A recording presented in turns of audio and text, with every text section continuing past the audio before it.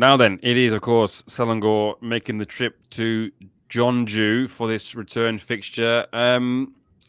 They'll be feeling confident against Jeonbuk, I imagine, having beaten them last time, Ryan. I think so. And luckily for them, they got back to winning ways in the league last time out with a 1-0 win.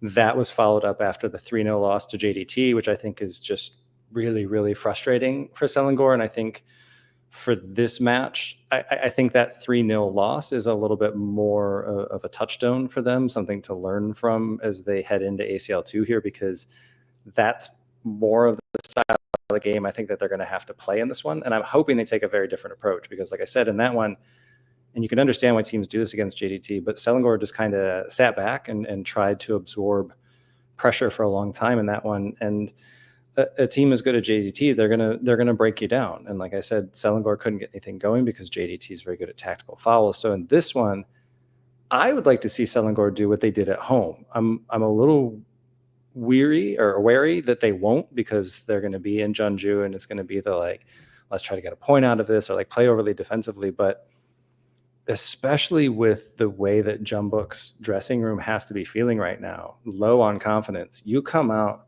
smack them in the mouth, you get a goal in the first 10 minutes, game's yours, because those heads are just going to go down.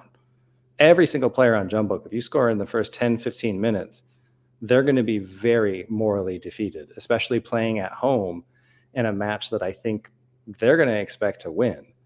If you can come out and score, even in the first half, even if it's 1-1, but you got a goal on the board going into halftime, I think that's a great, great halftime result for Selangor in this one. So I want them to play differently than they did against JDT and really attack this game, because there's nothing to lose for them in this one. Like, their record in ACL2 is really good.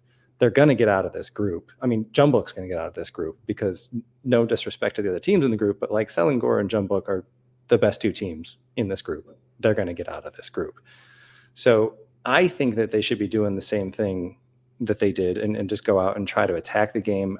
They tried to use Orozco to go a little bit more direct and attack that way against JDT. He's not going to be available in this one because he got a late red card for a second yellow in ACL2 last time out. So I think this is one where Selangor, one of the missteps that they made against JDT was Ronnie Fernandez, their leading scorer, wasn't in the squad, not on the bench, like wasn't in the squad at all. So that's that whole like, nope, we're just here not to lose. We're going to play extremely defensively. And I think in this one, put him in that starting 11 and have him running at that Jeonbuk defense that is just, they have to be thinking going into this game, my God, we can't concede.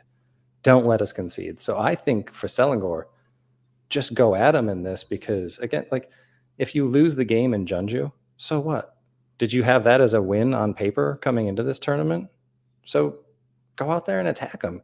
If you lose 3-0, 4-0 against Jeonbuk in Jeonju, so what? Just go out there and go for it, man. That's how I'm hoping that they'll come into this one.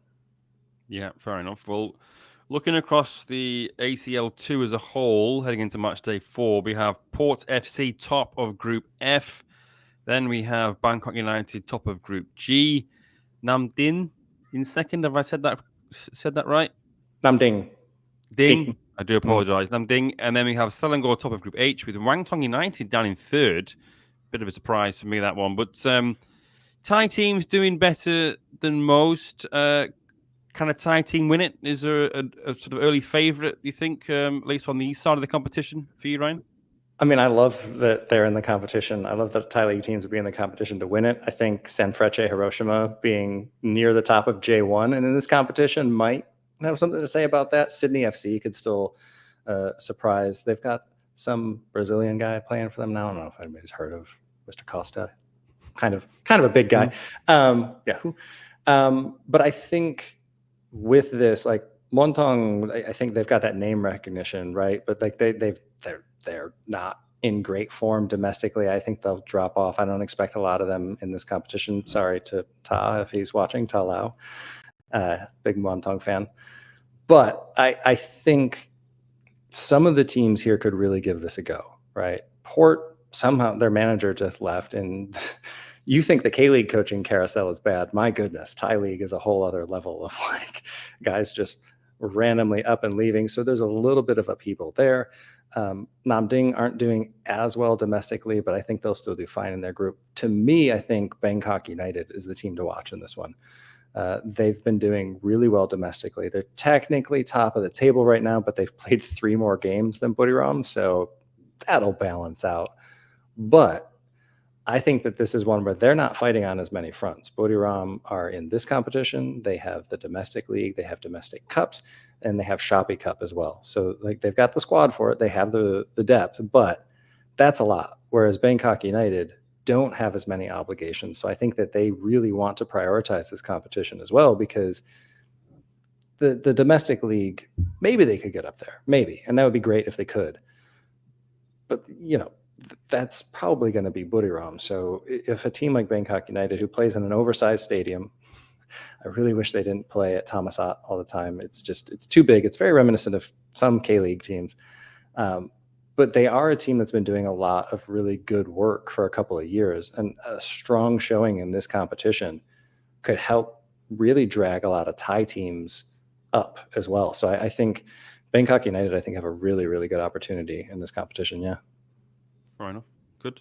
And I'll turn it around on you here, because ACLE, we were quite surprised there with Pohang and Ulsan, who have just won that competition and its previous guys a couple of times, being at the bottom. Like, is there a danger of the perception of K-League falling off too much if Jeonbuk don't kind of pull themselves together here? Like, do they need to have a decent performance in this competition in order to keep K-League's prestige up there with J-League in East Asia?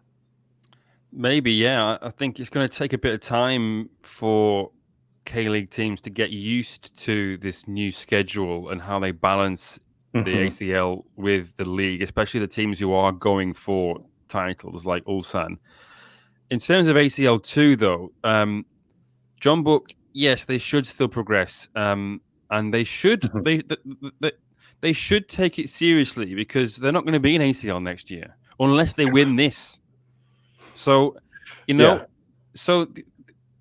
listen, it's the chance of a trophy, and it would be some kind of way to restore a bit of pride in K-League and sort of salvage a bit of the league's reputation on the continent, because things haven't gone too great for K-League clubs in this competition. There's been a lot of near misses, obviously. Jeonbuk came very close a couple of years ago, but I think if you do look at teams like, if you do look at countries like Japan suddenly start overtaking and then dominating in terms of from this side of the competition, then there's a little bit, well, hang on a minute, we can't let that happen, But Jeonbuk, they had a very poor season last year, for, in terms of what we're normally expecting from Jeonbuk, but they still got into the ACL. They should be very grateful of that. Other teams like Incheon would have been delighted to have been in ACL 2. Obviously, they were very unlucky to miss out on the final day of last season in Incheon.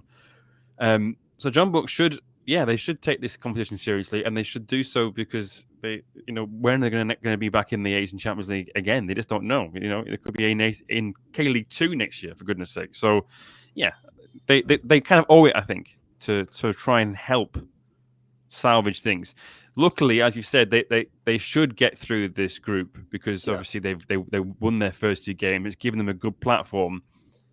Hopefully, by the time the knockouts start in the next year, after the new year, hopefully the first team, from a Jeonbuk perspective, they would have hoped that by then they'd have secured safety and they can be a bit more all in on the ACL 2 and then start fielding stronger teams. But even if they don't, they should be looking at trying to take it seriously, even if it's just to try and develop younger players.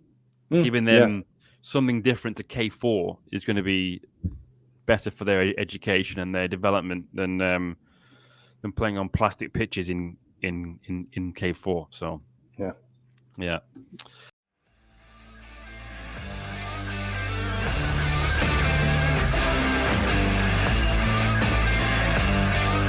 전교선 공격 폭격기 킹 Sit.